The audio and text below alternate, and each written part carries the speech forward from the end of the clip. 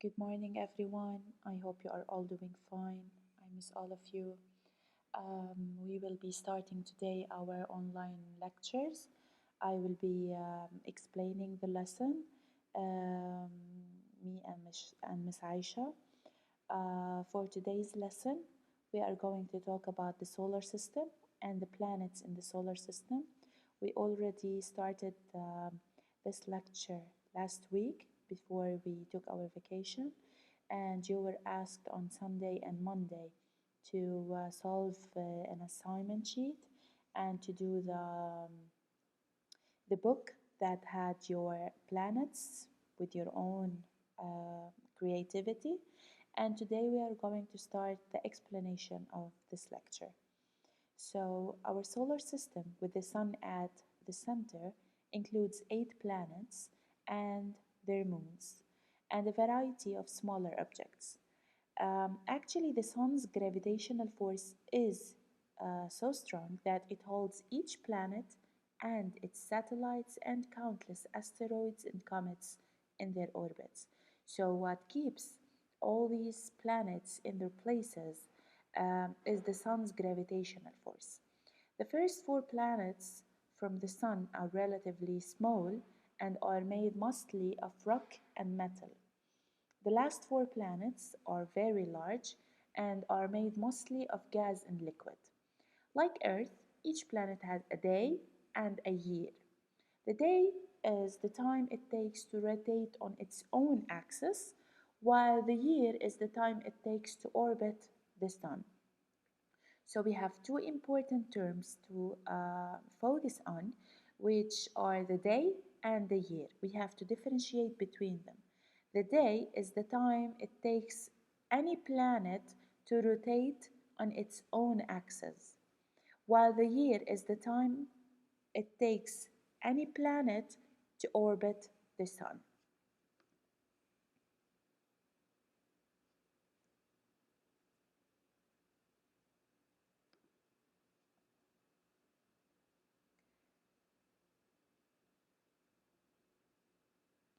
Okay, so there are many types or many different objects in the solar system.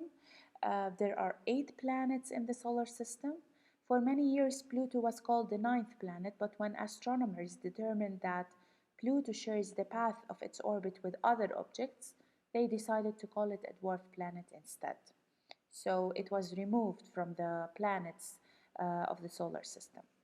A dwarf planet actually is an object that orbits the Sun and has enough gravity to remain spherical but has not cleared the path of its orbit. At this time, there are 5 known dwarf planets in our solar system: Pluto, Eris, Ceres, Makemake, and Haumea.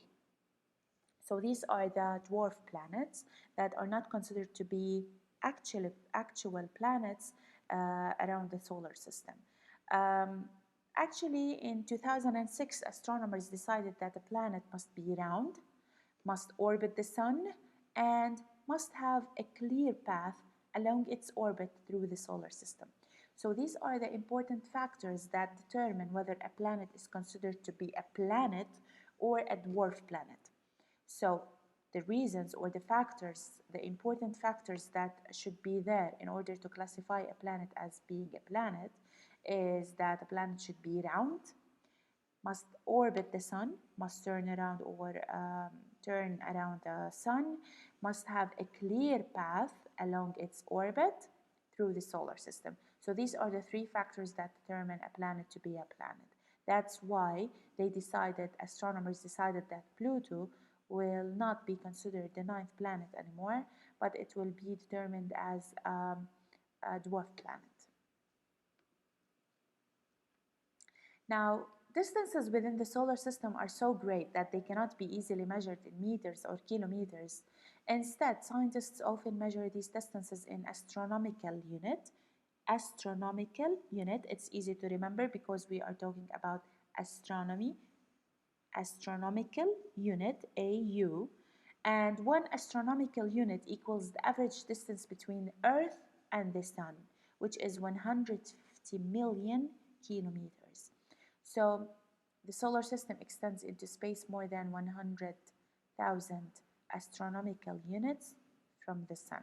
So if we take the distance from the sun to the earth, it will be 150 million kilometers, which is considered to be one astronomical unit.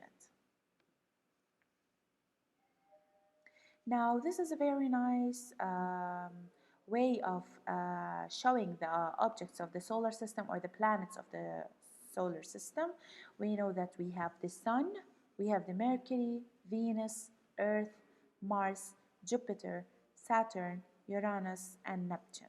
All of these should be memorized with all the characteristics or the properties of each object or planet.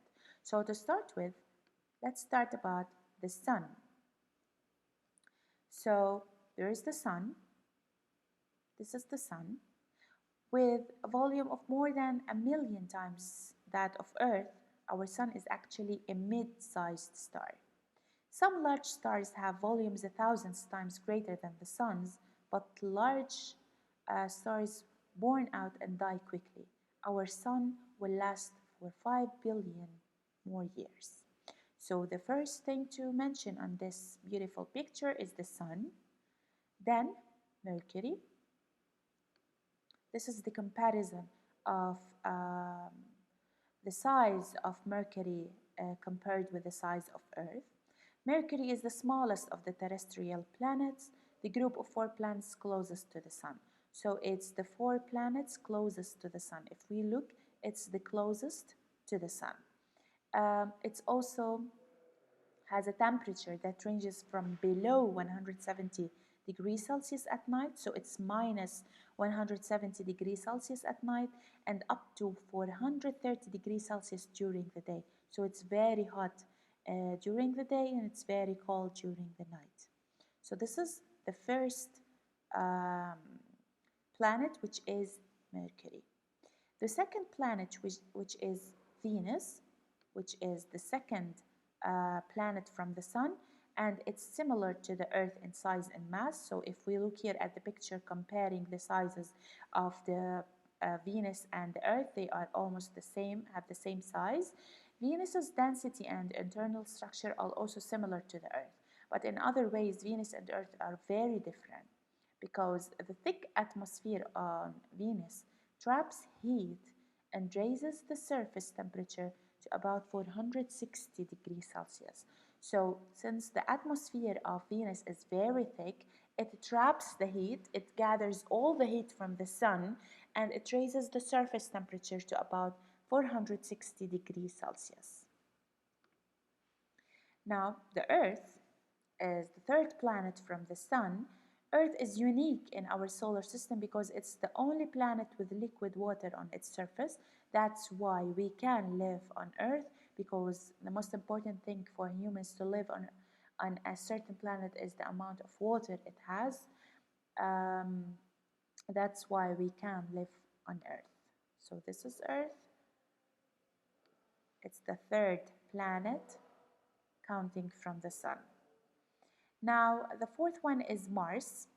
Mars is the fourth planet from the sun and has a thin atmosphere that is mostly carbon dioxide. Scientists think that a large amount of liquid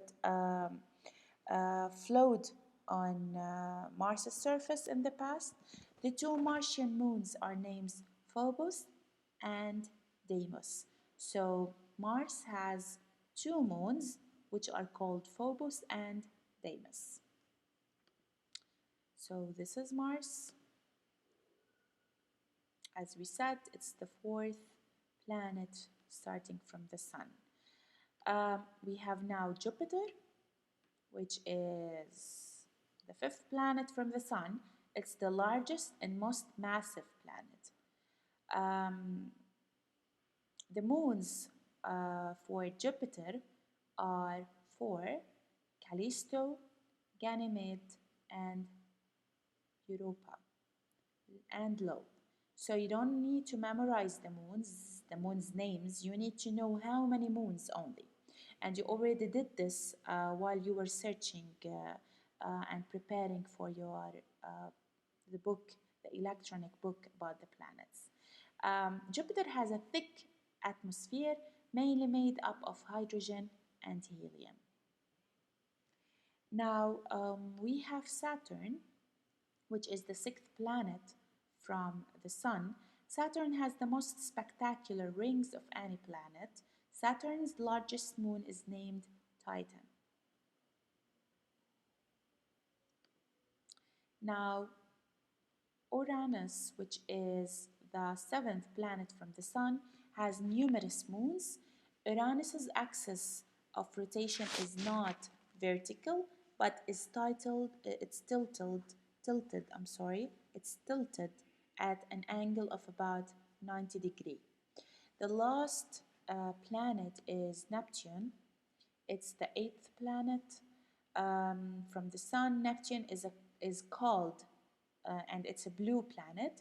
Its atmosphere contains visible clouds. Neptune's largest moon is named Triton. So this is concerning the planets and their places and their locations and distances from the Sun. Now, we want you please to answer this question. So the planets in order of their distance from the Sun are, you have to choose the answer and send us the answer on Sarah for me and Miss Aisha. Answer this question as well, please. And this question as well. So after you watch this video, we want you please to answer these three questions that followed the lecture. Send us the answers on Classera, please, or you may write them on your notebooks to keep them and send us a picture on Classera.